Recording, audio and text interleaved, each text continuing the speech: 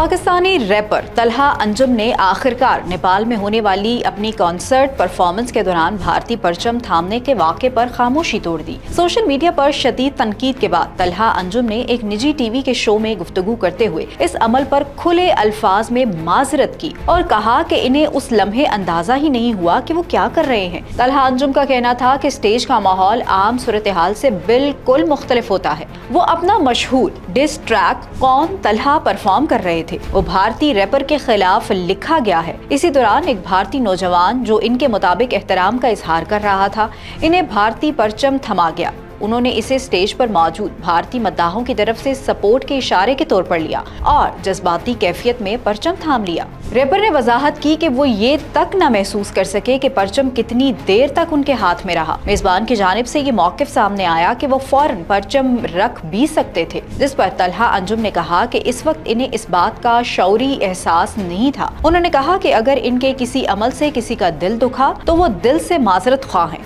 उनके मुताबिक मैं पाकिस्तान की वजह से हूँ, दुनिया मुझे पाकिस्तानी रैपर के तौर पर जानती है। अपडेट्स के लिए देखते रहिए वी न्यूज़.pk।